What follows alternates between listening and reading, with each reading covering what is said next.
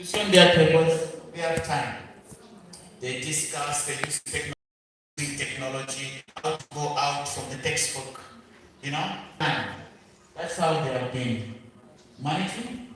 And about the question of knowing what I should do, but I don't have, I think it's very simple that if we have enough competence, let's say competence for 21st century, I think we'll be able to have enough time to plan and do things. So they plan, see and plan, and there is a lot of thoughts and structure and lessons. So this is how they have been doing that. They focus more on project-based, on the doing things, from the early age. Become like kind of vocational type in a classroom. So it's very phenomenal-based and project-based learning environment. And also you find that there is always project to do. So in Finland, as a early childhood education teacher, you find that you need to have a master degree. Without a master degree, you cannot be the early childhood education teacher because there's a lot of study of pedagogy studies which is required, and it has to be practical. So you find that the teachers in Finland really they are very practical, and it's all about inquiry based. So they develop that curiosity of inquire, learn based. So they learn through inquiry and they are processing new information. Now, why this? When you talk about ICT is information, communication, and technology, and information is the processed data. Now, there is a lot of processed data which has no meaning also. So in order for us to make it meaningful, we need technology also. We need to learn how to communicate. Basically, if we cannot communicate effectively, then these inquiries and knowledge won't be processed. So that's how it is practical. Plant a tree. Plant a tree. For example, if you talk about student-centered, you find that instead, why I'm telling you this, because we are all teachers in one way or another, it doesn't matter at which level.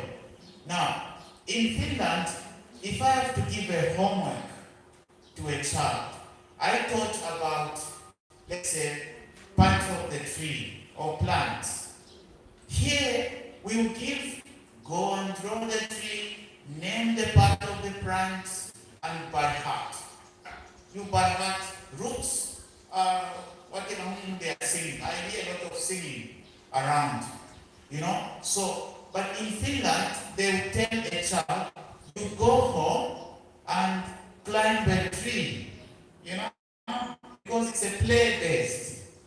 It's a play-based. So these are life skills. These are long life learning skills, which really need to be inculcated. Otherwise, it won't be practical. Even vocational trainings won't be effective without practice.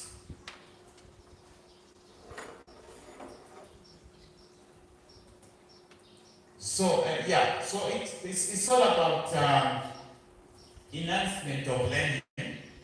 So it's very important to think of, I think vocational trainings enhance our learning and understanding because it's very practical. It is, you do something. You do something. So that is how Finnish has been able to succeed. And then values. They inculcate values because when you are doing certain vocationals, you find that, I don't know, but I didn't get her what she was trying to say. She was saying something like, in her classroom, there is a problem with the absenteeism. Something someone was saying here. They don't want to come to class. There is no coming. Maybe they're not comfortable in the class because a classroom is a media of communication. So as a teacher, we have to bring in certain values also so that they feel safe. Then that will help you enhance your attendance. So Finland has spent in that much of the efforts to make sure that the classroom is joyous and fun. Maybe that can be good also. So being accepted and feeling secure, Finland has achieved that. And it's really helped at higher education also. Now, home environment. I had a chance to visit one of the professors' home, and living in Finland, parents support their children learning. So that also helped. We keep supporting. But what I found that why I put this picture is that it was my first time to visit them. And this girl, she was very, very attached with me without any prejudice, even without knowing me the name. But this was due to intercultural competence, the way we train our children. Then in the classroom we won't have problem, even at home, even strangers. So intercultural competences are very important in the way we communicate also.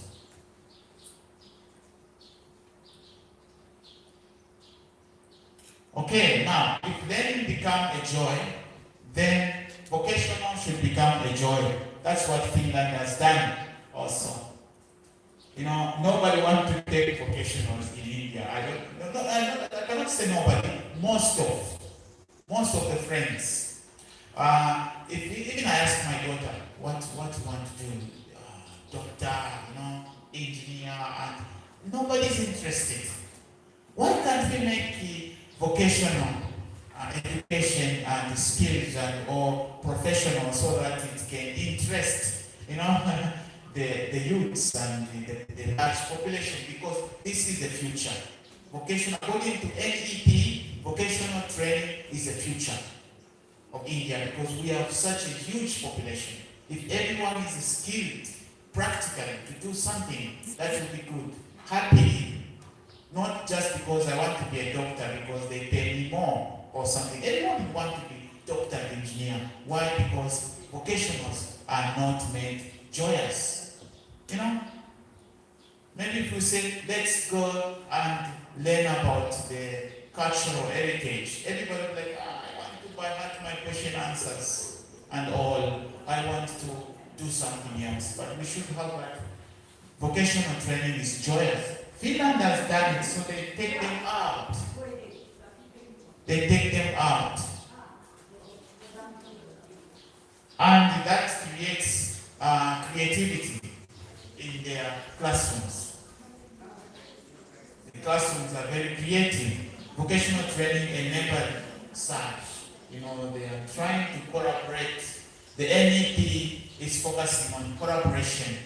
Now, collaboration with the cooperation and institutions, education institution is very important so that we can able to enhance the creativity in vocational trainings. And technology will do best in the way we collaborate. This was a class 6.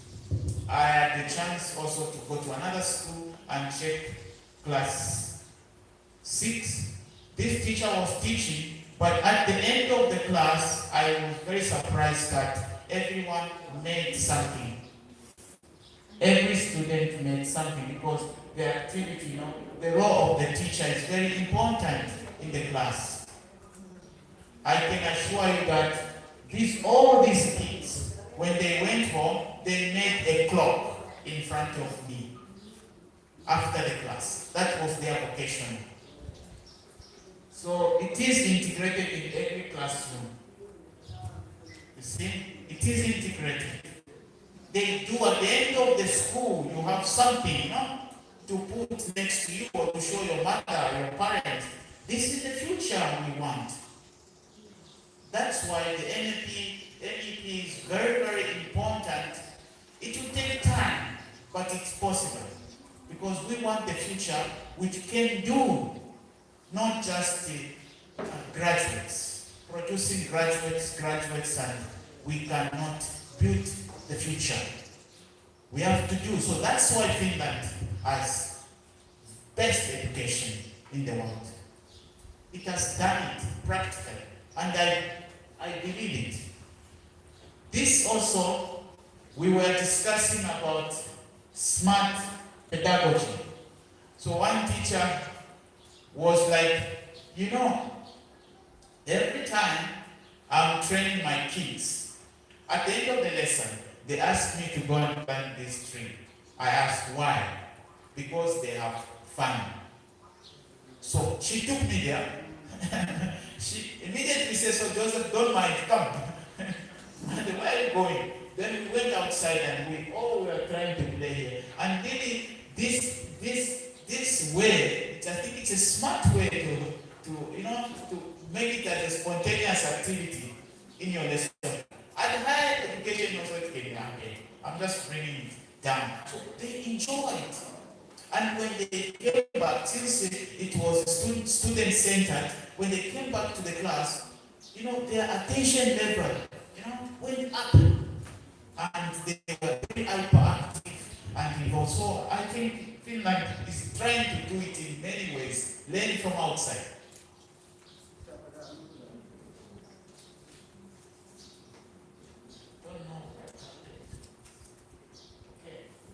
So, our area of focus as a tech company and focusing on teacher professional training, we are focusing on such objectives so that we can try to see how these and smart pedagogies are always integrated with technologies. Also, our environment where we live. So it depends. So these are the things we are trying and we are working toward that.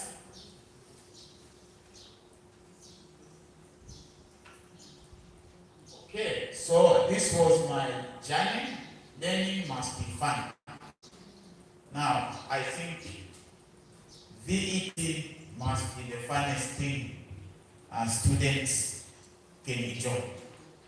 Because they will do things, no? So what happened is I also had an opportunity to take the whole school kind of out and interact with them. So that was very important.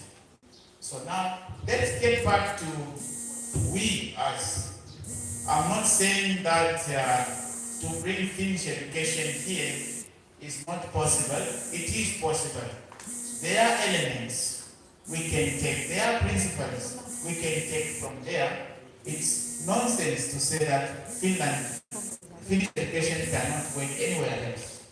No, it can. Last week we had a webinar with the Finnish company, which are in India, and they were discussing about Finnish scholars coming to India, which that's why they called me also. They invited me to see how I can argue on that. Finnish scholars, bring them to India to change Indian education system. Is it possible? It's impossible, I think. You can't. Because Indian teachers are unique on their own way. You understand? And the argument was like, Finnish teachers, they have less hours in the school, and Indian schools and institutions, they have long hours, which was impossible. It's not about how long you sit in the classroom or how long you teach. It's about the creativity in the classroom. It's about phenomenon-based learning environments we create in our classroom. So now let's get back to the goal of the NED. Most of the things has been explained, but the plan The plan is the 2025, 50% learners. How to achieve that by 2025? I think we can do it. We can do it. Because schools and higher education shall be exposed to vocational training. Now, we are already exposed, but how to deliver it? How to deliver it? How to deliver such courses, for example? You need technologies. You need technologies. So, for that, I have one practical thing which I want to share with you.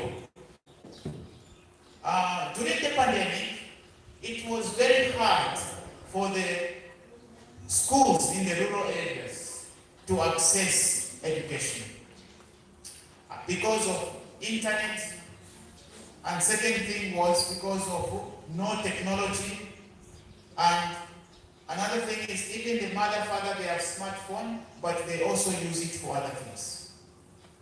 And second thing is students also, they were not ready with the learning by sitting, machine learning. You sit and learn from the computer. So what I thought is that, okay, if we don't have internet, I brought this device. I don't know if anybody knows about this device. This is a device, it's called Raspberry technology. It's very unique. Raspberry technology. So what I did is that, this device is embedded with a technology which is very, very simple to use, and anyone can use it. So what it does is, first of all, you install the operating system in this chip. Micro system is inside there, and it's called Colibri. There's a Colibri library. It's an open source. Colibri library is an open source for education. So it is there on the internet, but internet is a problem here. So what we do is that you create your own library, Colibri library, on your computer as a teacher, for example. After you create it, you start importing the material from the internet, put it on your computer. Okay, you have your library on your laptop. Then once you do that, you put this inside, just like a phone. You put this inside, which I'm going to put.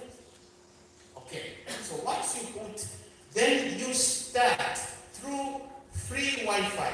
This device does not need internet to connect with your computer. Does not need. So what you do is, whatever is on your laptop, you put here again, import. You put it here in the Colibri. Okay, so you have what is on your system to here. Now, there is a lot of materials, open sources, like, for example, Khan Academy and other technologies are there. They are all here, for example, your lessons, whatever. Now, the beautiful part of this is really helped during the pandemic is that it has a Wi-Fi. Simply, you can connect it with, let's say, for example, I have my power bank and I have my cable. What I'll do is I'll try to connect this. I'll just simply connect it to my even you can put it on the phone, you charge the phone. Now today I got this, let's say this one, I'm in Chapikaram. You know Chapikaram? Chapikaram the network like there. I am there. Okay, now what I used to do is that I'll go at the Laikai with my cycle sometimes.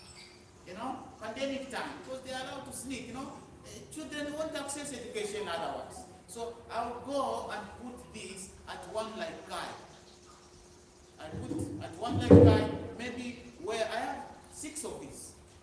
I have at home. So I tell my wife, where your students come from, for example, or some come from here. So they like how you put this. Now, when you put this, it's very easy for anyone who come with any device without internet. They will access whatever is here. No need internet. Only you go to your phone, you open your Wi-Fi, and you can access your things. Now, we can try it with 3 people here. You all have smartphones. Yes? So, I'll tell you, you on your Wi-Fi. Just on your Wi-Fi. Can we do it just this? I told you, because ICT is about practice. Yes. We have talked too much. I'm sorry to talk too much, but I thought it was very important to learn from Finland. But this is the actual thing. Let's say you are dealing with vocational training and there is a pandemic. And there is a pandemic, so. Yes. Yes. Okay. Okay. Pandemic, we don't know. I'm gonna come in.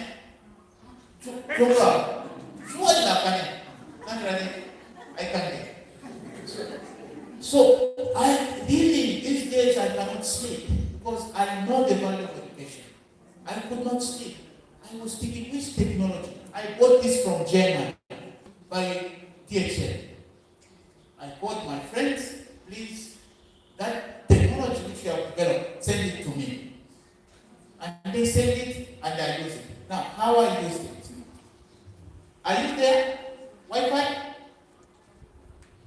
Did you see any network like Colibri? Please access that. Access that.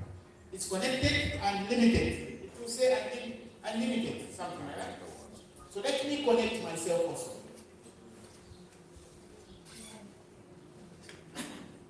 So it's connected. I also try to change my connectivity. No need internet. You just have to click on it. Colibri. No need internet. No need internet. Don't worry about internet. Don't worry about internet. We are trying to run away from the internet. I don't like internet. Now, after you connect, can you write 10.10, 10.10, IP, 10.10, 10.10, 4 times, 10.10, 10.10, 10.10, 4 times 10 to the point. You know? Yes, if you are connected, 10.10, 4 times, please. I'll just switch off my Wi-Fi, otherwise I cannot connect so that I can guide you. It's very simple. Are you connected?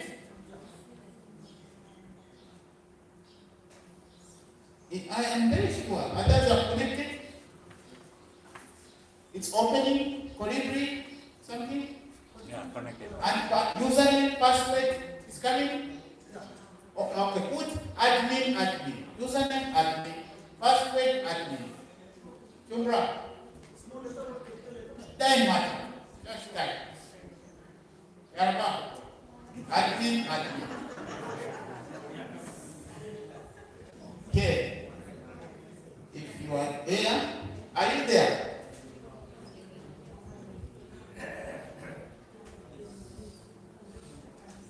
Okay. Yes?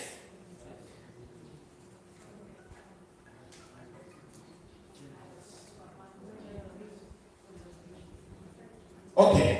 If you are there, then you are inside the Colibri. Did you see the Colibri? Huh? Please, I want to confirm.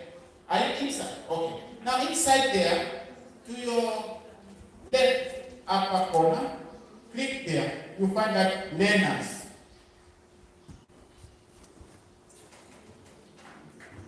Did you get it? Learners. I have put few things there. Okay? You can type it from the computer. Huh? I can type it. Yeah. Let me. How can I type? maybe see, what we can do. Let us see.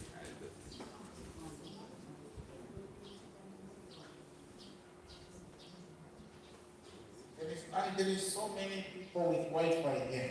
That's why Wi-Fi, there is a conflict. There's too many Wi-Fi in the room. Yeah, so some of you might not, I'm having problem with Wi-Fi. Because there is too much Wi-Fi on. Yeah, see. Okay, then what we can do, we will just Yaraba.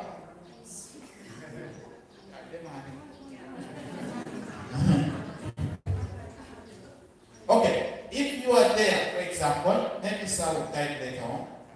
You can also connect through that computer so that you can show them there. Close these things. If it's connected on the computer, it will be much better. So anyway, what this small device was doing was like, it was enabling the students to access the education. So what I was doing, like every week, you go at the library, and here, you can put the pen drive, you can put.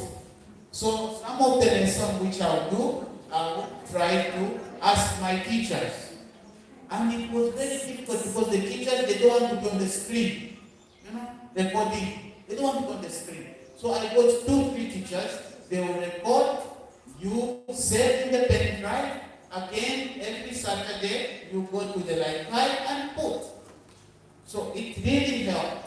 Why I'm saying this is that this is how technology can transform the way we teach and learn during a crucial time like pandemic.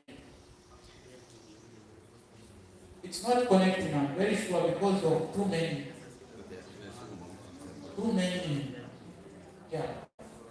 Maybe some, we cannot off, maybe 3 men, who is Geo or something.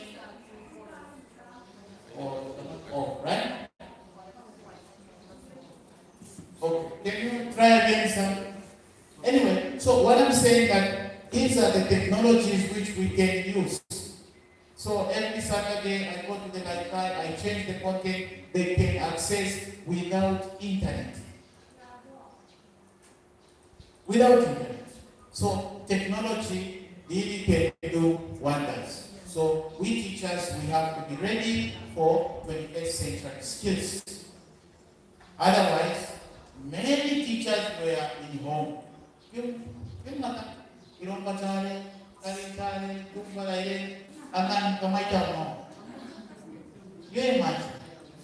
Yes, we did the fact, we're talking about 2019.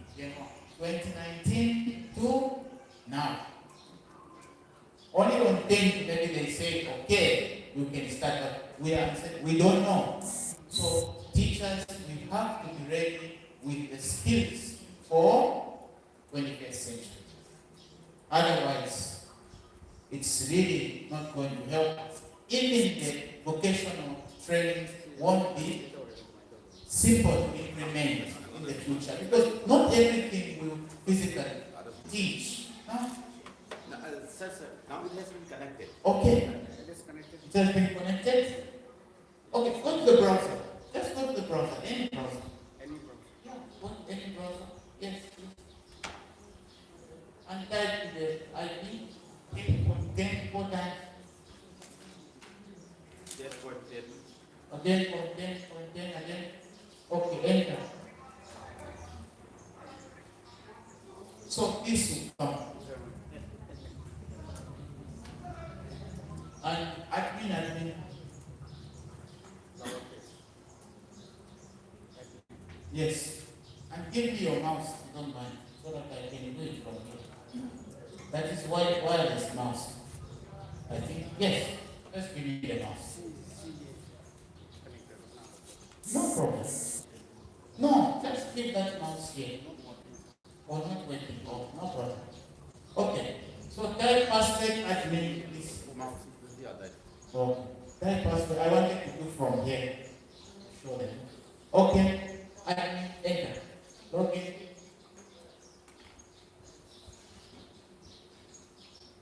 Yeah. So these are the materials which are on the Equilibrium library, which you can download from the internet. And once you take them from there and you create your Equilibrium library from your laptop, then you are able to access this. All this free. You see? If you go to Khan Academy, for example, you click there. No, let's go up again. Why is it coming? Again. This is the last. There is learner's option. Refresh it. Yes. There are devices. What there? No. Yes. Go to learn. So you can create content. All the faculties can be there. Everything you can do. Then you can choose anywhere you want to learn. Choose anything there. You see? Everything. You don't need internet. You don't need internet. So this is a library which can be created for the remote trainings or remote vocational trainings. So this is how technology can do. You can on one of the videos. They are all well developed curriculums, and you can direct on the internet. You see? So this is the power of technology. This is the open source. It's for everybody. You cannot limit it. Then only we can be ready for what is happening during the pandemic. We became disabled. Teachers became disabled somehow. That's right. You want to teach, but you cannot teach. You know? But if we all sit at home and teach the masses, then I think it will be wonderful. So teachers, why I'm saying this, why this is very important, to avoid what is called corrective stupidity, which is going on. If you give your phone to your child, go to YouTube and learn something. For example, the Manipur government has put some videos for them. Okay. They learn in their mother tongue properly, but when the movie finishes, when the lesson finishes, what comes on the screen? We cannot control as parents. Children. After the lesson finishes, then they will go to Kaiku movie. They surely on Tabantropa. And by the time you come as a parent, what did you learn? They will sing Tabantropa song. So to avoid such stupidity, technology is required. So that nothing is disturbing them from learning. This technology can help. Because there's no internet here. When they finish whatever they are learning there, it ends there. Then they go. Only educational materials can be installed or uploaded there.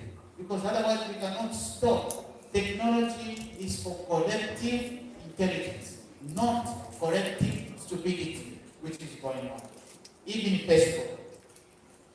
24 hours people, especially during the pandemic, the child has a class at 2 o'clock. Mother also wants to use the phone at 2 o'clock. For what? The child, mommy, give phone for some time. The mother or the father, maybe she's doing WhatsApp or Facebook. I think I go. Then child is waiting, the mother is doing it. Then I go. They will say anything. Because they don't know, they don't even understand what is technology. They are using technology for collective stupidity because of lack of competence, lack of knowledge of technology. So this is what is happening. I am here, I am eating. Everything is shared on Facebook anytime. If we can share the educational content in an effective way, then only technology will work for education. Otherwise, technology becomes just something else. So please, I can encourage you to start thinking about how technology will help in this the imagining of vocational education and training. It really has an impact because of collaboration will never happen without integration of ICT. Learning also will be not effective if we cannot integrate ICT in 21st century. It's not possible at all. So such technologies are there. India is amazing with technology. No one can compare. But we have to tap it and use it. Narendra Modi ji has changed India into digital India. There is a reason. He has the vision of the future. Because that is the future. Technology is the future for our upcoming generation.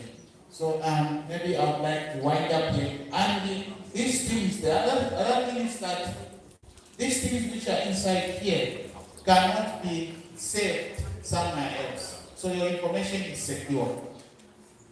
Your information is secure. So what you do is just get from the internet what you like. Many open source are there, like Khan Academy. Go there, take it, put it somewhere so that you can give it free without the cost of internet. That's it. Yeah. Only this device. And this device is looking simple. Another component is that you can connect it to any screen using HDMI. Yes, it has a micro HDMI. So if I wanted, I can put your projector here. You can put the monitor also. So you don't need a computer, in short. It's a computer in my pocket. You see that? And which is very effective. You can put your computer in your pocket, you come in the class, put it here, and tell your student, access. Learn, no? You put it here. It's a library which is with you, which you can put your knowledge. Easy to share. Anytime. It's a computer on its own. It looks simple, but it is a huge computer. And another thing is memory can be extended. So if you have, let's say, 1 GB, you can put 1 GB here. You can put 1 GB, if you know about 1 GB, instead of GB. You can put huge data. You can carry huge technology in your pocket, anywhere.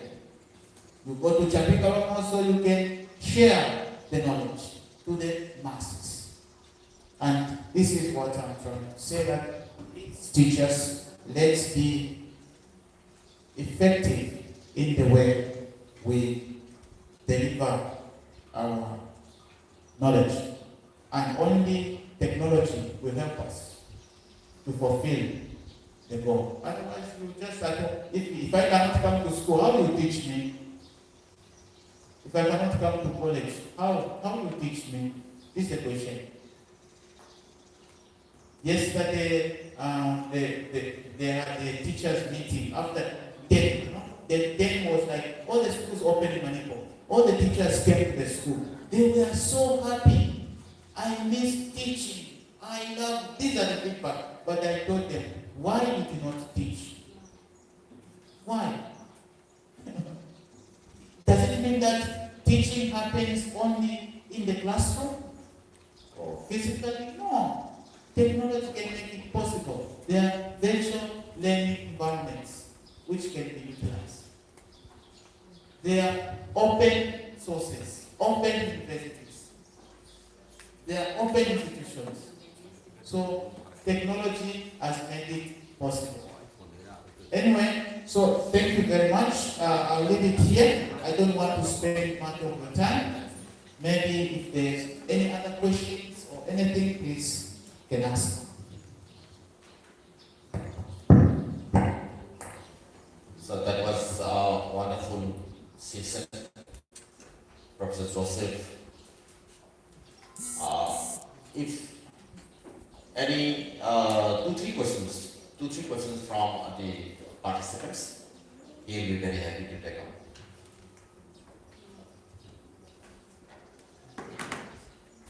Anyway, if there is no question, then thank you so much, Professor Joseph, for such an excellent presentation in this second session of the second day that happened of March 2022 of the Faculty Development Program, which has been held here at the Nilong Warren College in association with Rajiv Gandhi National Institute of Youth Development, City Perambudur, Tamil Nadu.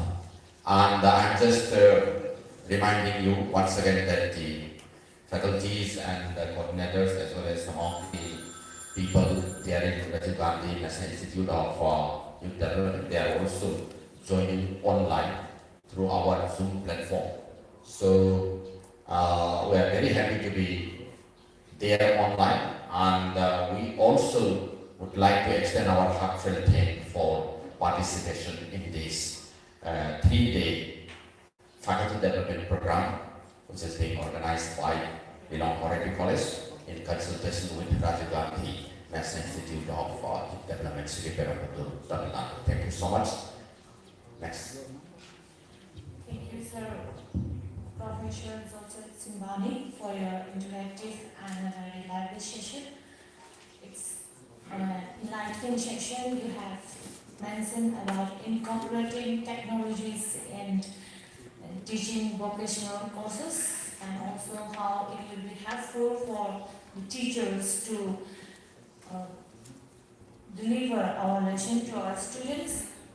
Next session, we have our research portion.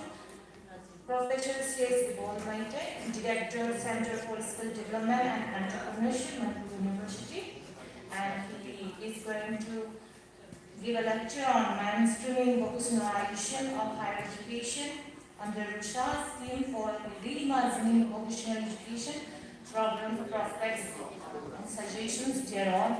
Before his presentation, we will have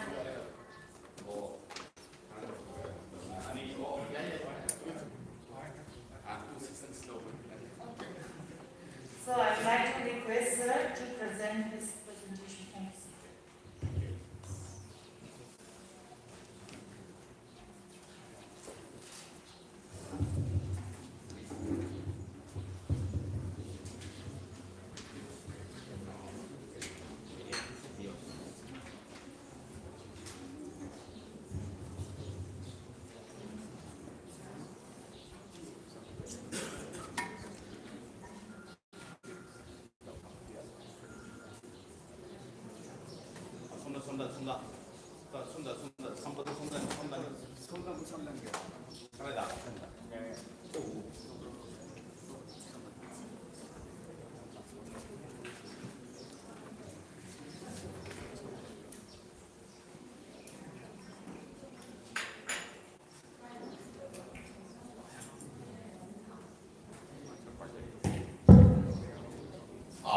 Lengkari ko may pun mo hana hai na war pulo tu bigano. Kadang mamang da kakapira da kena saya hajar lu kena system si blended mode ni. We are conducting the sessions offline as well as online, and some other people are also watching and joining our program online from City Perambudur or collaborator. Aduna kadang mamang da kakapira ka aku nak keme kena sina adi marak kita moina yang mungkin betul ni ada ni.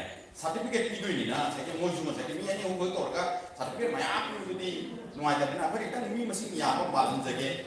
Aduh, kita kakak tu, hai tu ni aduh si yang na waru isu kian ni mesti tak salah terus. Hai ikai mesti jauh salah hai tadi. Kita kakak pira, kita pada hal tu sudah lengkap biru hai jadi ba. Maniki Raja Singh, ikai menjadi ba. Raja Singh.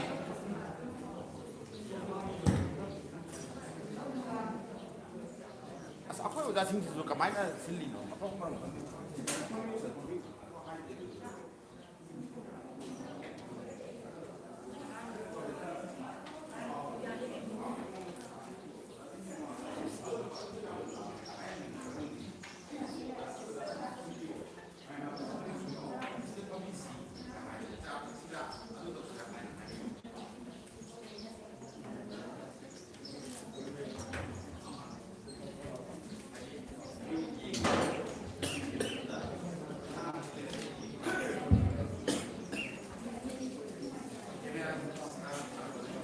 morning, everyone. Okay. All the learned delegates or the participants. Our principal is also telling to come in front. Otherwise, too, I also would like all of you to please fill the first row so that we get a more interactive kind of a session today. We have already discussed many things about the vocational education, the vocational life, and so many other aspects on skill development that we use in the higher education system. Well, I know because our screen is a little back, but it should be closer to the audience. In fact, it should be somewhere here, and I definitely would love to come down and then better to have some interactive kind of session. Well, Excuse me, sir. as a continuation of our topic, I will be just sharing today about the vocational lives of higher education under the rules scheme of 24 for reimagining and mainstreaming of the vocational education. So, well, ladies and gentlemen, we know we have been running so many vocational courses under the UGC's NSQF program, that's the one. And number two, we are also having courses on career-oriented courses, COC. Some of the colleges are running COC. Yes, sir. Is there any colleges running COC at the moment? Can you just raise hands? We can be a little bit interactive if you want to know, because I see some of the faces quite familiar, some are quite new. But at the same time, we also would love to see from which college you are and then what you are doing at the moment. That way, we can just pull together and we can work together in a concerted manner, and vocationalized activities can be conducted as the movement. Okay. Is there any COC course running in any of the colleges? No. Is there any courses where you have been running the VPOC courses? Anyone of you is engaging in the VPOC related courses? Yes or no? VPOC, okay. Which college? ITEM college. What is the course? I think most of the faculties, they are coming from the colleges where RUSA schemes are going on. I understand. And the just BPOC also. Yeah, before and this scheme, I have heard the Ivy Girls College is having one BPOC program. What is the straight name? Floriculture? Wow. Floriculture and the horticulture, tourism, hospitality. That's great. Any other? I know many of the colleges are coming from. I have a list of 40 colleges where the groups are sponsored vocational courses are introduced. But before I just take up one or another, I just would like to know your things. What are the courses we have been running like that, so that we can just share the thoughts together. What are the challenges you are having? What are the problems you are confronting? And what could be the way forward? As an academician, we can share some of the policy initiatives that can be taken up by the government. Even yesterday also, we have been discussing with the director, I have been discussing with the commissioner as well, how we can just make more meaningful about this vocational program. I have been just doing some sort of a extra effort, at least the vocational related things could come up. So that's why I want to listen from you one or 2 points before I just take up any other things related to the vocational life. That means your practical experience, your aspiration, your problem, etc. 1 or 2, yes. Because we can just, start, because we can crack the ice. Otherwise, by simply, listening or taking some kind of a one-way communication, it may not work much. Yes. Any of the colleges where you are running this RUSA scheme? And your college is also running RUSA, it's also one. Any other colleges? I could see a bit from the presses. Anybody from the DM University, constituent colleges? Okay. Which college you are, sir? So, what are the courses you are running? You do not have any idea. Okay, great. Yeah. Any other? That means I just want to know how many of you are experiencing in the vocational lighting area? Yes, madam. Can you just share something? What are your experiences about this? Are you really engaging something somewhere in your vocational lighting courses? Or just simply you know, or what your experience? Just share 1 or 2 points, please. Your tourism or otherwise your horticulture. So about the floriculture, the college is engaging one part-time resource person from the Deendayal Upadhyaya Agricultural University. Okay, Eagle School College. For tourism, they are engaging some teachers from that office. I forgot the name. Okay, some industry partners are there, they will be just doing. Anyway, that's good. At least you have started with, you have just, come up, that means, have you ever engaged anything related to course designing, about the classes, about any other things? I know there will be one person who is taking care as a nodal officer, and then, I just want your feedback as well, that's fine. So we are also introduce fashion designing and some fashion technology Okay. and some food processing courses. Food processing also, okay. So that is still on the line. It's on time. Okay, good. We will be having a little bit of brainstorming after the end on the stations to think over, because as an academician, we need to think beyond some sort of a emerging trends happening in terms of the fashion. Fashions create so many things, and the tourism opening up our land, and then what could be the probable areas where our young boys and girls can be engaged well for gainful employment. That's a very big challenge. Okay, okay. Well, to begin with, I will be just sharing with you the basic areas to think over as a teacher after the end of this activity program.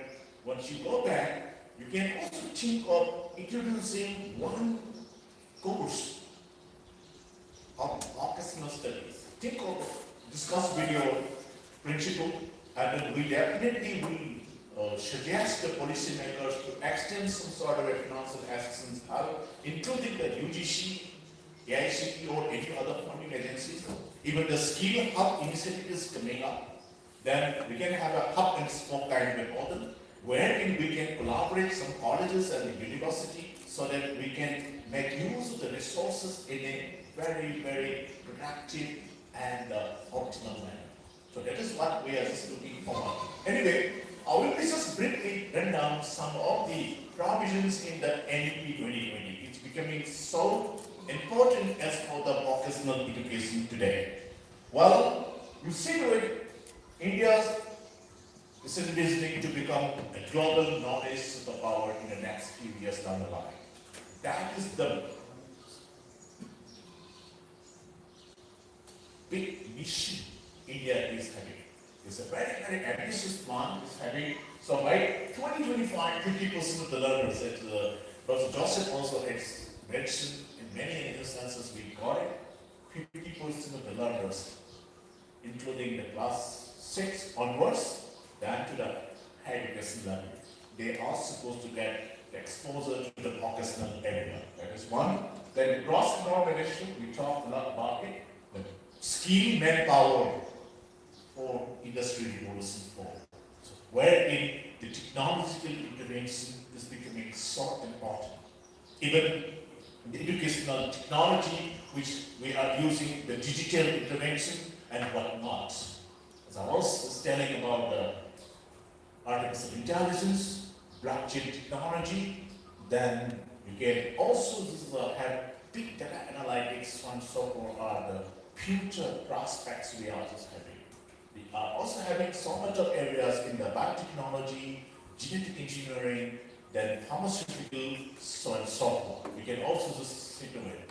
And then of course, floriculture, very interesting because I really liking the floriculture on one sense because one rose is costing how much in the international market? $2 to $3. In the Indian rupee, the long stem rose is a $3 means it's more than 211. So that's the kind of a thing. Who are the producers of this? Israel, Holland, Japan. Holland, the Netherlands, and Israel, these are the two countries. Israel, we know about the technology they are using. They have just done so much research and then they identified how much water this plant will need in a day. Accordingly, they just provide that much water, not in excess. That's the kind of a proper, judicious use of resources. So that is one we can just say, right? So that's I'm just citing example. Then by 2040, all the educational institutions are supposed to have multidisciplinary approach and one main multidisciplinary education research university in every district.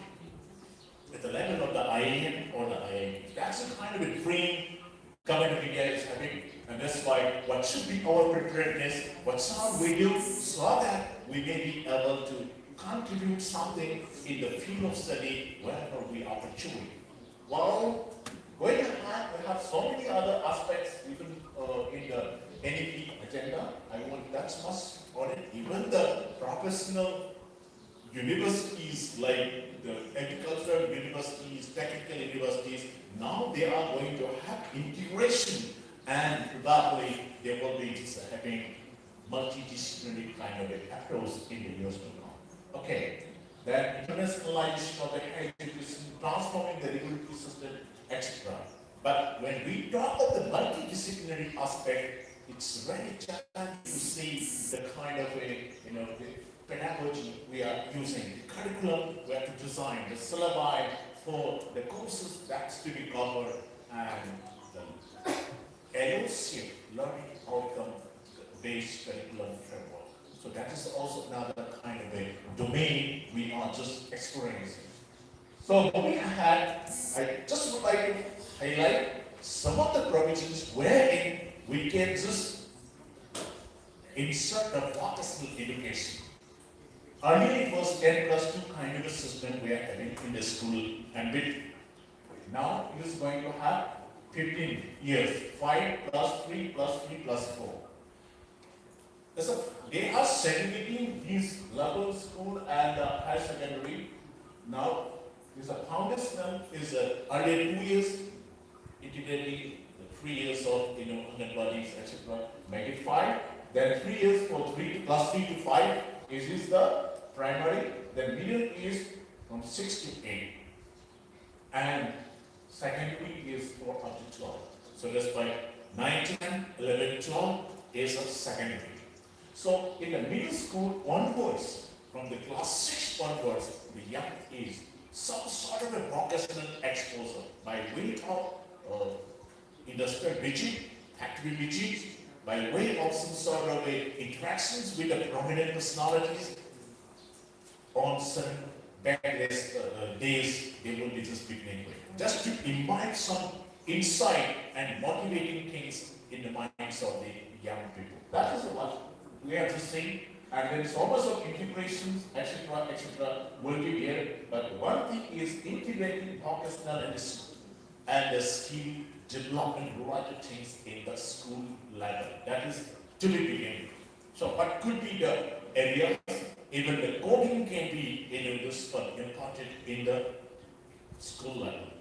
earlier computer considered to be very, very, this one important area. And that's why even in the master's degree level, we teach fundamentals of computers, etc. some years ago. However, today, students in the school level, they have studied so many things. That's why we need not to teach computer as a subject. Every student will be learning. So every student will be getting exposure to the computer applications. That's why teachers are also to be upgraded. Teachers are also to be reskilled themselves in their delivery system, in their teaching, and various other learning processes. So, moving ahead, some areas of concern, what we see to it in the NDP 2020 is the vocational studies and skill development, and the skill manpower that calls for the industry revolves. We have so many other things about the multiple entry, multiple exit, all the academic credit banks, etc. We discussed yesterday as well, so that's why I did not touch much on it, but I just would like to provide you the basic background how this vocational education could be an important component for the economic growth and development of our nation. Well, so you see a bit about the India's, this human resource dividend. That means India is a young age, larger chunk of the Indian population belongs to the young age group. So that's why all of us know, I did not explain much of it. Even 54% of the India's human resource pool under 25 years of age is there in our country. And just move ahead, the average age of an Indian is about 29 years. So today, however, in case of US is 40, Europe is 46, Japan is 47, and Germany is again, so much of aging population. So this Japan's aging population is increasing year after another.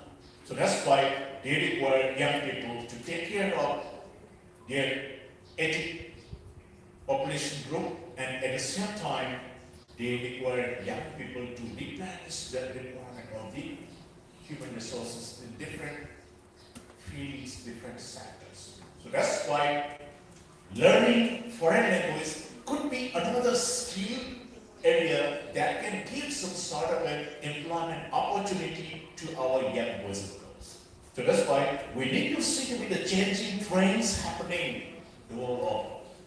So that's why we will be just moving ahead. Good distance about the gross enrollment ratio. India stands at 26.3 2018, and we are envisioning to have 50% gross enrollment ratio in the next almost 12, 13 years down the line. That is by 2025, India is supposed to achieve this gross enrollment ratio. This is another component. But now, my main focus could be in the vocational studies and the skill development. But once we talk about the vocational studies, we have some sort of a negative notion. So, how it is happening, and how shall we overcome this kind of a stigma? So that is a big challenge in front of all the policy planners and the academicians. Well, implementation of the organization, implementation aspects of the vocational related activities and their organization, funding, etc. is a one big challenge. We know so far we have so much of vocational related things in the school level, they are not doing to our expectation. That is the one part. It's a matter of passing the time kind of a thing. They have taken it for granted, not seriously. That is one. Then we have a social stigma. It's a vocational student, social stigma earlier. We are all for the blue collar jobs? Absolutely not. But people have that kind of a notion that they are having only blue collar kind of jobs as a plumber, as a construction worker, maisons, etc. No, there is a number of skill related things. We require to have a good skills. Even Professor Joseph is telling about use of all this kind of a technological comprehension, while employment education. That was another kind of a skill we need to learn. So that is what we do it. No proper admission procedure earlier. That is some challenges we have. The vertical mobility for the vocational courses were not there. That's why those who pass out 10 plus 2 with the vocational streams, they cannot get the higher education facilities for first degree, BA, BSc, BCom kind of a thing earlier. Then no recognition of the certificate. These were some issues we had. But now we are trying to streamline these things, and it can come up in the mainstream education system, and probably with that kind of activities and good placement, if the vocational students, if they are able to lead a better life in the society, probably the kind of a negative image people are having can be removed to an extent. Okay? Why we are focusing? All of us know, yesterday we have just got so much of information. I am just giving you, once again, the kind of a skill and vocational training the developed countries are providing. You see to it, with South Korea, 96%. Even yesterday, the Professor Lee came and she narrated how the educational system is in their country. And the small countries like South Korea, their companies at a tune of more than 700 is operating in India. It's a very surprising. 700 plus companies of Korean origin, small, mediums, or the large together is operating in India. The Samsung phone, the Akai, then you have what do you call this, LGs, then Hyundai, whatnot. In the automobile sector, even the white goods, electronics items, even in the food sector, Lotte, and now is even in the entertainment, K-Pro, and all, so much of this one things are there for the pen press. That is because of the skill development education they have provided. 96% means any people who will be joining in the workforce, they are supposed to get skill training some way or the other. That is one. And then in case of Canada and Japan is 80%, Germany is 75%, UK is 68%, US is also 52%, and the small countries like Mexico is giving 24%. India, we are giving 10%. 10 is less than 10. In the formal sector, it is about 4 to 5%. Then 6% is in the informal sector. That is the kind of a reality. That's why we need to focus more on the skill related things, and I say about the employability aspects too. So that's why while reimagining the vocational education, we need to incorporate it closely with the employability of the students. Why they should pick up this kind of a course? Because they are supposed to get employability. That's why we need to find out the areas where we can just provide employability to our young boys and girls. So that is what we should do. It's about 25% only engineers are employed readily. This is given by the McKinsey Global Institute. All the total engineers produced in India every year, about 3.6 lakhs. By now it may be increased. And of the general graduates, we produce approximately 6 lakh general graduates, BA, BSc, and BCom, of which only 10% is readily employable and 90% is not. Because they do lack some sort of a employability skill sets. That's why we need to work closely. What could be the areas of employability so that our graduates can be readily employable even in India or any part of the globe today. So that's why it's a very, very challenging task for any of the academicians today. We are not simply degree manufacturing houses. We are to produce skilled workforces, irrespective of the trades, irrespective of the field of study, maybe high-end research, fundamental research, applied research, any kind of activities they may take up, but at the end of the day, they will be joining in the society. They should be able to live a better standard of living. So that is very, very challenging. So that's why moving ahead, we can just think of it about employability. It's a skill set of skills, knowledge and personal attributes that make an individual more employable. So maybe your communication skill, your soft skill, life skill, decision making pattern, creative thinking, and also your problem solving comprehensions and your various other traits for employment potentials that we need to examine, we need to nurture all these things to our young people. So look at some of the areas of the skill for employability of the graduates. Human skills, human relations. How do we deal with the people? Interpersonal relationship, communication skill. Altogether we can call it as a soft skill areas. Then professional skills, technical skills.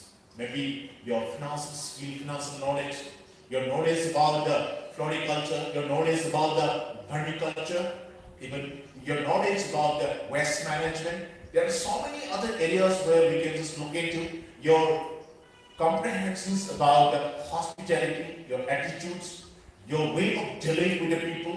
Whole lot of things will make so much of changes in our society. I will just share with you one experience, even the taxi drivers. In German, when you go to a taxi driver, then they would be asking where you'll be going, where you're from. I am a foreigner, I'm coming from so-and-so place. Then the moment they listen, you are a foreigner, then their attitude and mindset is altogether changed. Because the economy of the country will be developed when these foreigners come and then spend in their places. So that's why their attitude, behavior will be changed a lot. So that's why we need to train the communication skill of our taxi drivers. Some of these, these shopkeepers. That's why what Japanese had done. Some years back, Japanese used to travel a lot in China. Of course, in the last couple of years, due to the COVID-19 pandemic, people are not moving much, but of late, it is picking it up. And the largest community traveling in the Asian countries is now Chinese. So that's why what Japanese did, many Chinese visited Japan to big shopping malls, etc. That's why they introduced Chinese language. And this giving training to these shopkeepers. So whenever Chinese people came, they can communicate. So this is how it's becoming so friendly to the shopkeepers. So likewise, we can also think of similar kind of a skilling, because this is what I say is a skilling. This is how you may be able to attract, you may be able to give some sort of a good memories to the tourists visiting the places. So technically, of course, the IT related or other professionals, the high-end skills can be also another part for the employability too. Yes, moving ahead. The hard realities we know, I just love to share. Educated unemployed youths increases alarmingly. That means even in a small state like Manipur, how many uneducated youths are looking for a job? More than 7.5 lakhs. Educated unemployed youths are looking for a job. Of the total population of about 30 lakhs today. In the last census, it was 28.5 lakhs. So that is the one. For the world, it is a 4.9, and what is it? For India, it is 6.1, but it touches to around 25% in case of COVID-19 pandemic. But as for Manipur, if it is a 7.5, and then some who are not registering in the employment exchanges coming together, more than 20 to 25% of the population belongs to the youths, educated but unemployed. So that's why it is very alarming. So that's why it is a very challenging task for policy planners to take care of this thing. So some proper development program is needed. For that matter, the need of the hour today, I definitely would like to address on the vocational education and the skill development related activities. Okay, so even in India too, we have more than 20 crore people living below the poverty line. So that's why it is becoming a big challenge for the government of India also to provide all the livelihood sustenance, etc. for these people living below the poverty line. So, as I said, need of the hour, entrepreneurship and the skill development through the vocational and the skill education in our education system. For that, NEP 2020 has given a very important component for the vocationalization in the higher education, maybe in the general mainstream education, along with the choice-based credit system, vocationalizations can be introduced, or otherwise some people who want to take up vocational trade as a standalone course that also can be taken care of in this kind of system. So that's why it is in the state of transformation. So my dear academic friends, I definitely would like to suggest, at least in your respective colleges, some sort of a skill-related activities could be taken up. Maybe communicative English, maybe various other. So luckily, when I just tackled this Center for International Skill Development at Manipur University, we introduced course tourism, hospitality, retail management, foreign trade, and food processing, quality management.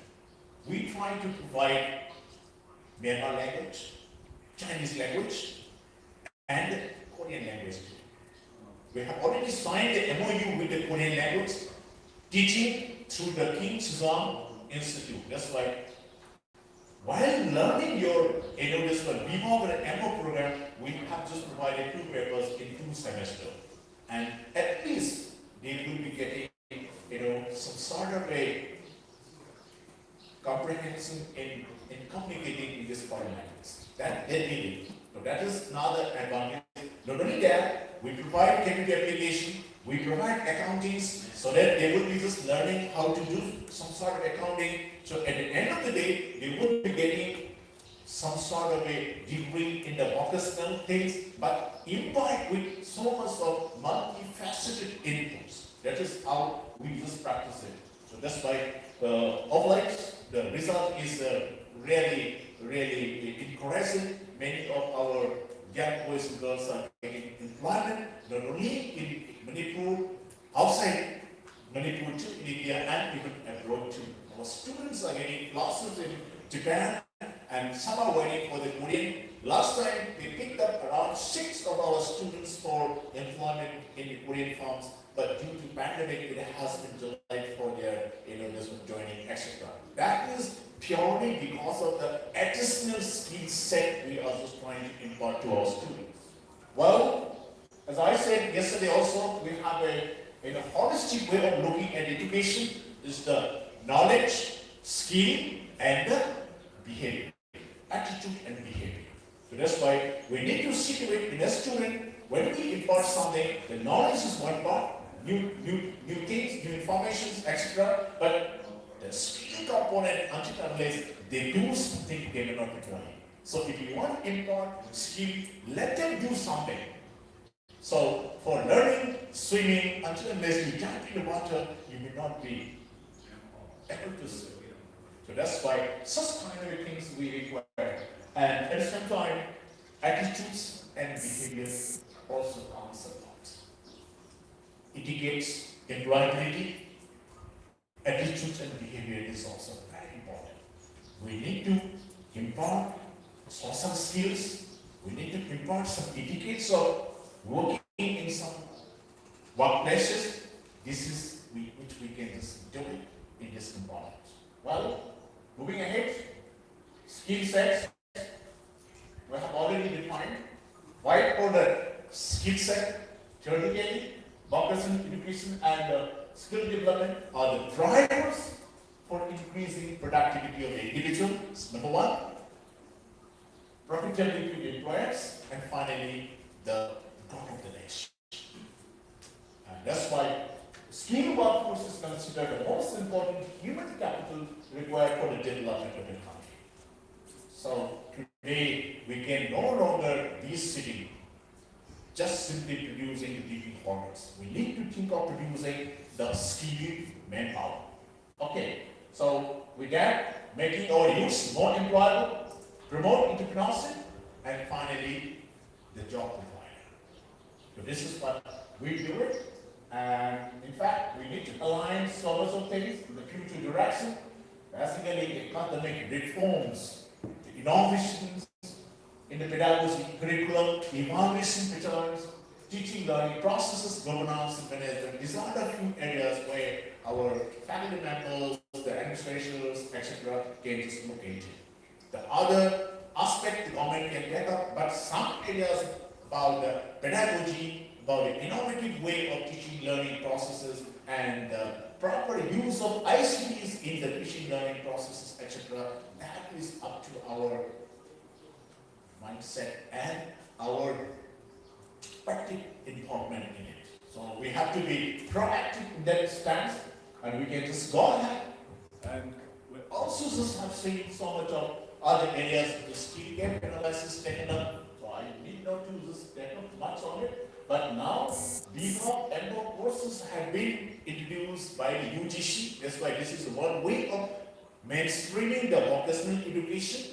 And at the same time, RUSA also had taken up to provide in addition as a vocational related courses that we will be just looking at it. And some of the ministries are also providing the Prime Minister Kaushal Vikas Yojanas, etc. And so much of skill development for the livelihood missions for the rural areas, etc. are coming up. Okay, now we have some issues about equivalence and mobility that can be addressed further.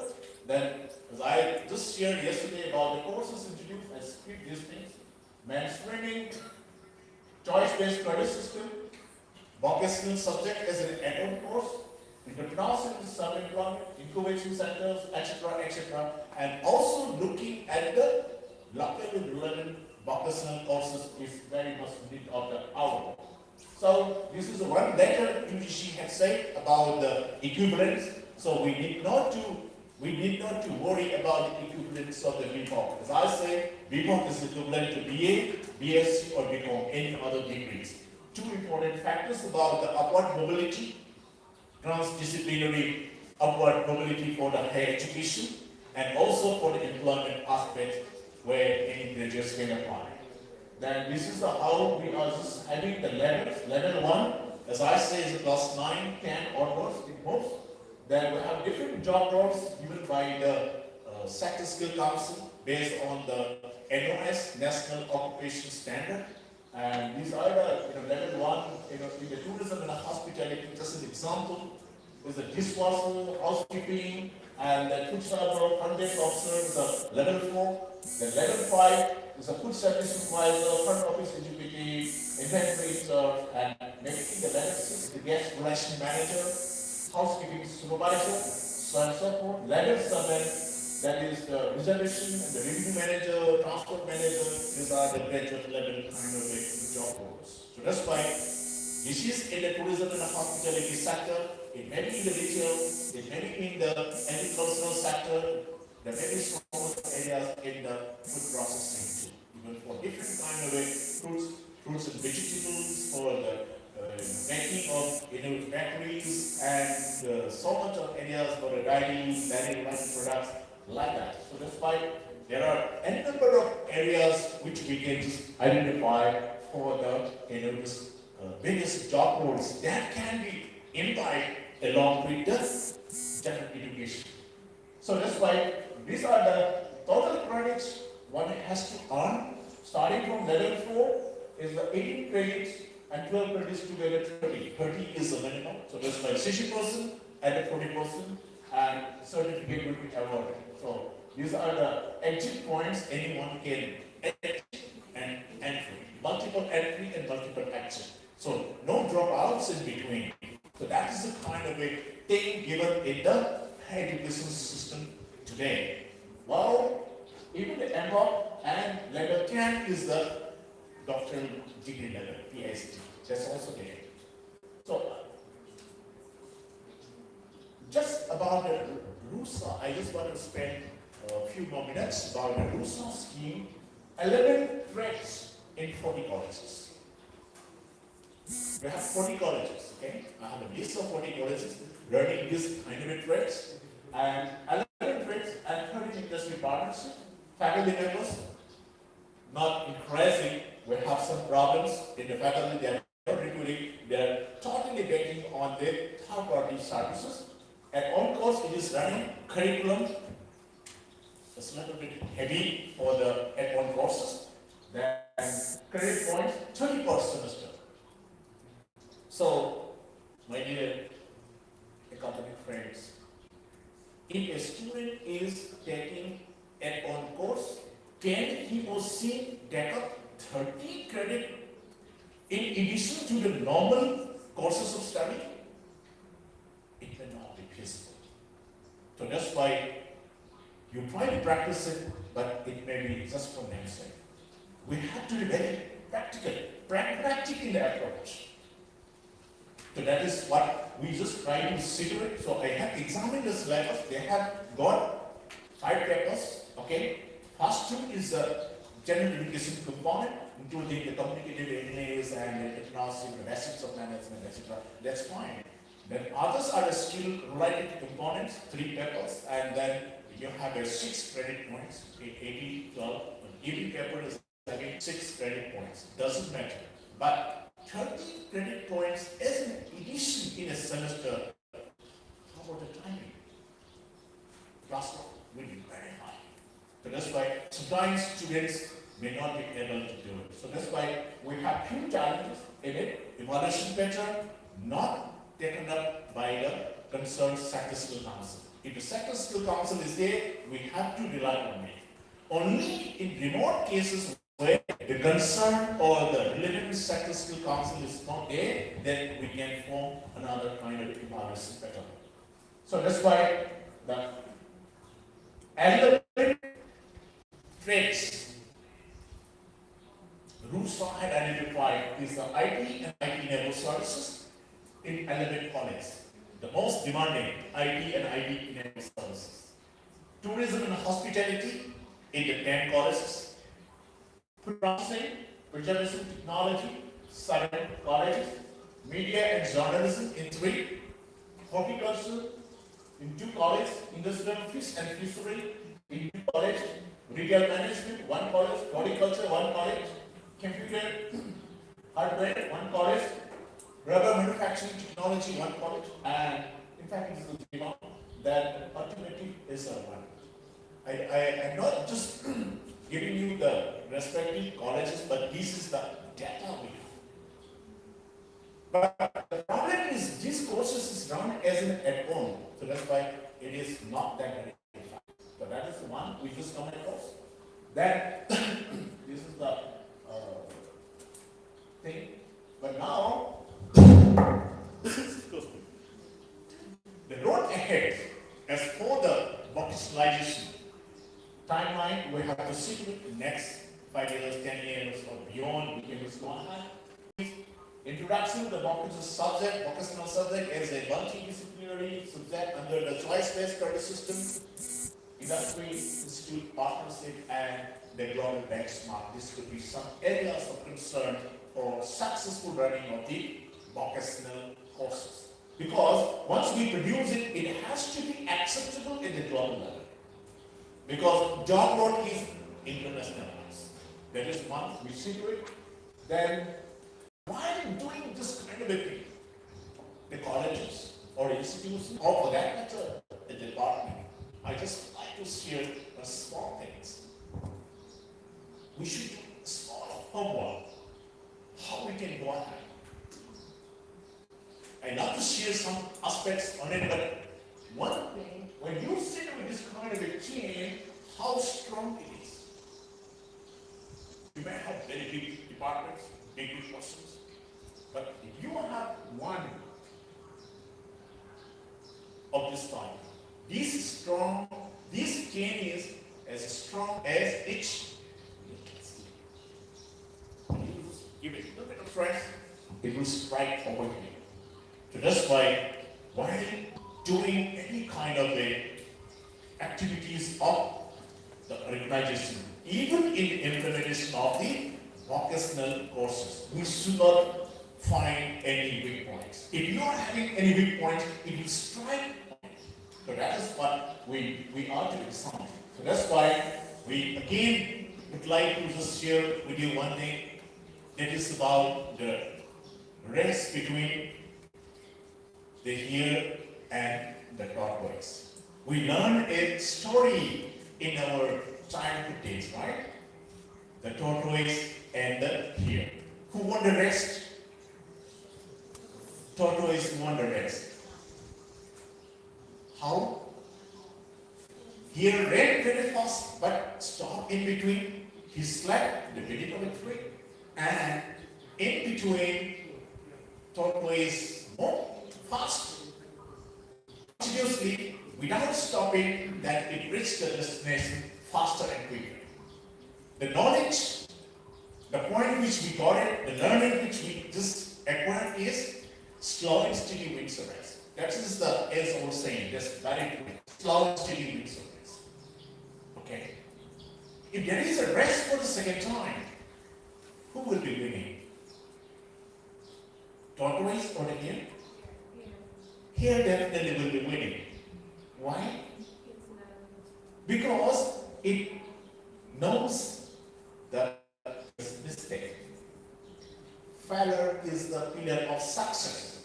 So that's why it got defeated, because the mistake it committed.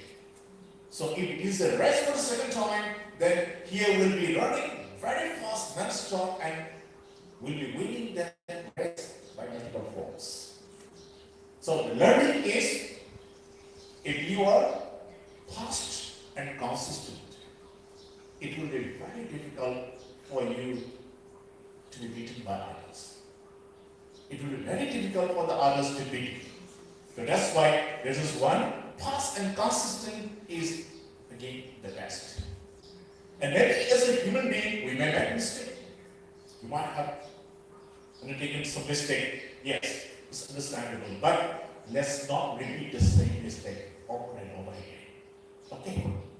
So that's why we have to be very cautious and we have to be very careful in doing the things. But in case if there is a competition for many, where tortoise and hare could be joining as a team, then if there is a component for running race on the surface, hare can run on the back, tortoise can sit. When it comes for crossing the water, then tortoise can swim on the back, hare can sit. Both of them can reach the destination faster and quicker. Nothing like that. When you are supposed to implement some sort of activities like vocational things, one is very well versed in IT, another is very well versed about communication, another is very well versed about mathematics. Nothing like that. All of you can join, combine, and write a very good paper, write good some kind of a things, so that way the great talents hiding in the minds of our young boys and girls can also be extracted together, nurture them well, and they can become a very, very presentable individual in the society. So, moving ahead, we need to have a vision. So, please try to keep a vision for your department or the companies, or maybe for yourself. In the next 5 years down the line, what you are going to do. Maybe for your promotion, from assistant professor to the associate professor, from associate professor to the professor, from professor to the senior professor, like that. So even in the colleges too, nowadays, people can just move up to the professor's level. So that's why keep some sort of a timeline. 5 years, what will you do for publication, for research, for any other activities, and for that matter, we can just put vocational education is also one component of your activities to contribute in the academic domain of our state, so that our young boys and girls can be doing well for their employability. So that is what we see to it. So please try to understand for the college. So by simply taking any kind of a course, it won't work. So where do we stand? Where shall we want to become tomorrow?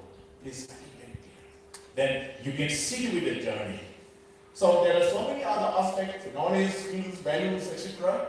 When we see to it, the future directions about vocational education, soft skills, life skill training, etc. All these things are very much important and need not to take up much on it. But still, I am reminding once again, India is envisioning to become $5 trillion economy by 2025. Of course, China has already gone 15 trillion, and for US it is already 25. So that's why India is going to become the number 4 economy in the days to come. For that matter, each one of us is supposed to contribute something for the betterment of the economy. So, local rural vocational courses, where we can just think about business, agribusiness, waste management, food processing, bamboo technology. We talk about bamboo shoot, etc. So many of us are using bamboos for your, what do you call, handicrafts, related activities. Even the bamboos we use it in various other cultural related events too. But is there any area where you can study bamboo? Probably not. So that's why think over the areas where we can inculcate to our young boys and girls about the skill set related to the bamboo. That is the one very potential area I believe in our regions too.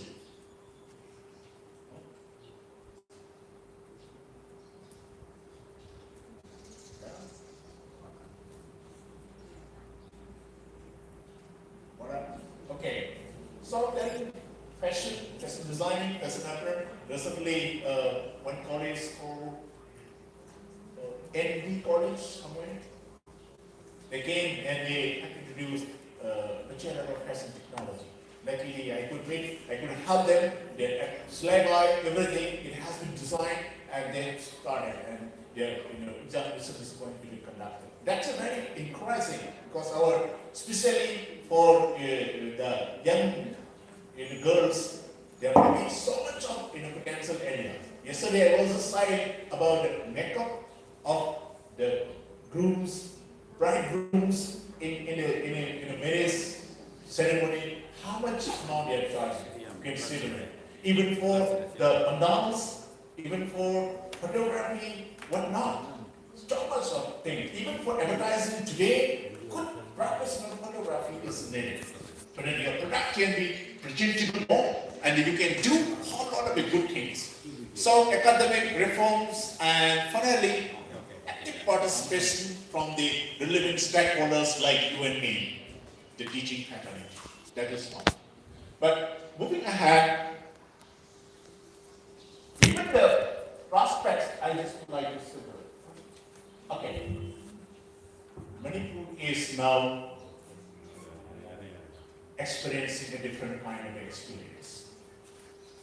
In the near future, major transformation are likely to take place in the next few years down the line. Because railhead is approaching, is going to reach Manipur in fall, very soon in the next couple of years. Then it will be moving to the various other countries, Myanmar, Thailand, Laos, Vietnam, Cambodia, so on and so forth, Southeast Asia.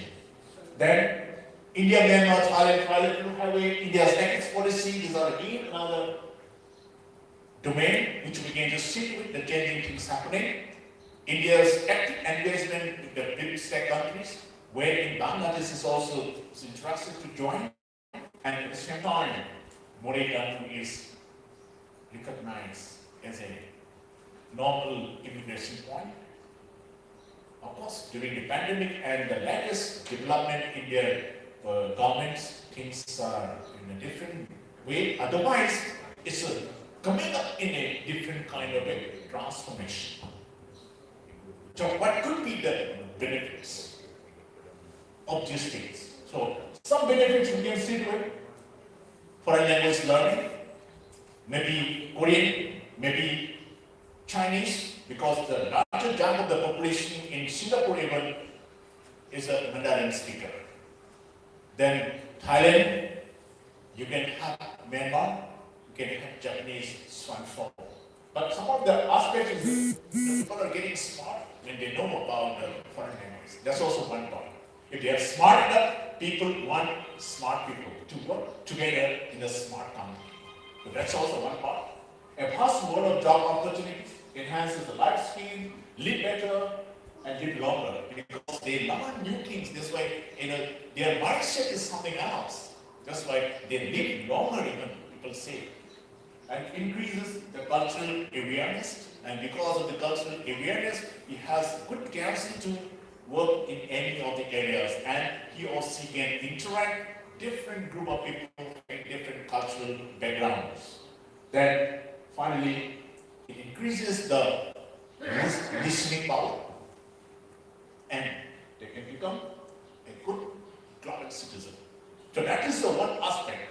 So, my dear academic friends, maybe for this college, if you want to open foreign language as a separate department, it will be very difficult.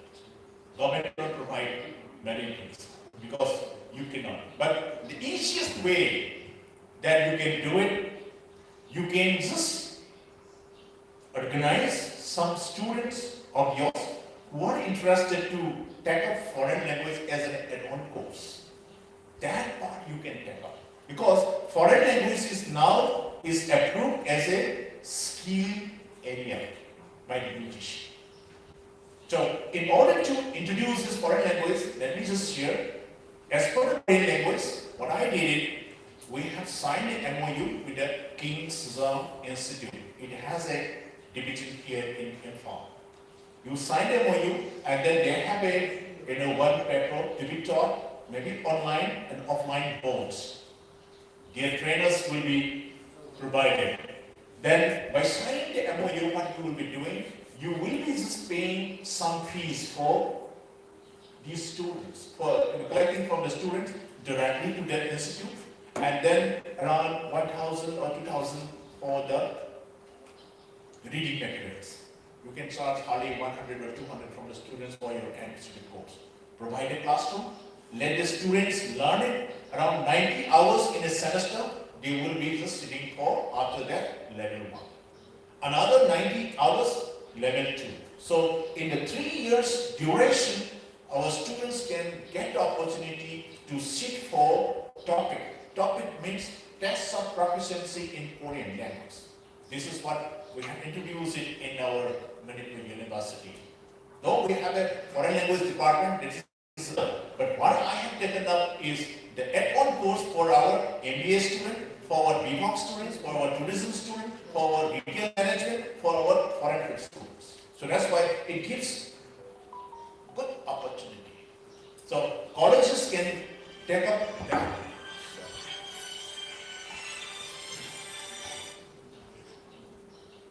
Colleges can take up this kind of a thing. So that's why it is so.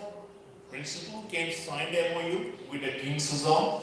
His name is Dr. Park, the husband of Professor Lee. It's a different kind of a channel. Incidentally, one of them happened to stay in our campus. That is the one part. Even for the Japanese also, it can be introduced as an add-on course. They can also have from N5 as a lowest level to N4, N3, N2, and N1. So we can also sign the MOU. The people can come, but you have to charge a little amount for these things.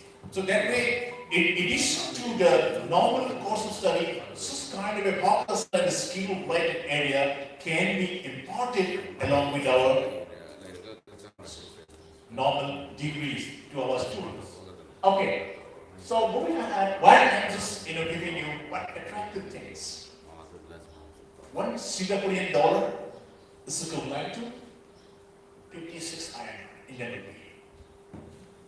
One Malaysian ringgit, 17.9 Indian rupee. Thailand even. One Thai baht is equivalent to 2.3. Then Filipino is a 1.46. Chinese yuan is 11.82. Brunei dollar is. That's why if you work in these Southeast Asian countries, maybe in Singapore, maybe in Malaysia, Thailand, even Philippines, nothing like that, at least you will be having ample opportunity to earn better. If you earn better, you can support your family better, you can contribute to the society, and ultimately to the growth of the nation. So that means you will be earning foreign exchange. This is what Kerala is doing. One of the most developed states of India, Kerala, is what are the industries there? They do not have any big industries except Ayurvedics, the awesome seafoods, etc., plus tourism, backwater tourism facilities. These are the economies. No big industries in Kerala. But their people are so skillful. The larger chunk of their economy is coming from external remittances. Every single individual, at least one or two in the family, they will be working outside, in the Middle East or anywhere. So that's why they are bringing back the money to the state. So this is how the Kerala economy is working. But I'm just citing, not necessarily we will be adopting the same model, may not be visible, but some portion we can emulate and we can practice it. It will be useful. Yes? I just, lastly, I just like to share with you, this is the Moray Town sector. This bridge is going to be renovated and it will be having a new bridge constructed. Because when you think about the India's tax policy, transition highway, transition railway, all passing through this one, Imphal and Manipur, India and Southeast Asia together. Manipur is the epicenter. If we see Manipur and the mainland India, we are in the strictmost corner, we are landlocked, and we are in the periphery. But if you see India and the Southeast Asia together, the important cities, it can be reached within 1 hour and 1.5 the aerial distance. Luckily, in recent past, there is a proposal in the Civil Aviation Ministry. Imphal is going to have flight connectivity under the ground scheme. Imphal to Kunming, Imphal to Mandalay, Imphal to Bangkok. Already Dhaka to Guwahati, Dhaka to Agartala, all these things are going to be operationalized. If that is the case, you see to it. Skill education, vocational education, so that our young boys and girls could become very, very productive workforces in the new world order. Only then we can map our land, our place, an economically vibrant, a very, very productive state, and we can transfer this state a better state to live in. With that note, I am very thankful to you for your active and present hearing. Thank you. Thank you.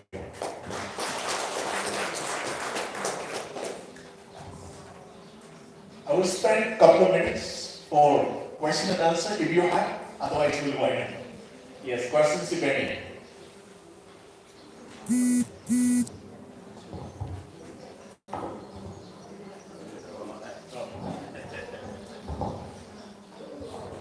So if there is no question, let us give a big round of applause to Professor C.S. Mohan.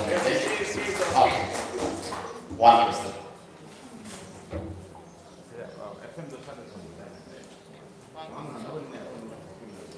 Please.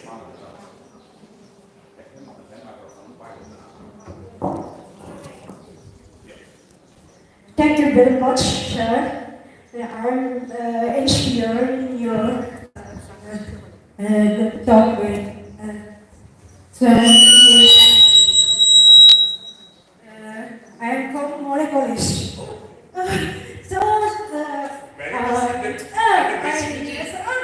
but this vocational training is very much what's important in our college because our students, undergraduate students are their background is economically backward and their parents are very engaged in business sector. So they are very not interested in theoretical class. Theoretical class, they are irregular attendance. I asked, why are you so irregular in your class? They say, our parents are engaged in business, any admin shop, then business is very, business is our livelihood. So they are not interested in theoretical class. So this vocational training is so much for our students. So More students, many more students. So in more students ethnic groups are different from Hopi, from Biharis, from Tamils, different ethnic groups. That's multi-ethnic groups. What kind of vocational training is needed for our students? Please tell me. And this will be, I think, the trend or tourism. Please tell me, sir, what is how to solve the problems of the students at present because of their economic background. Thank you very much, sir. Okay, I must share Sir, one or two stop the points Rashika. about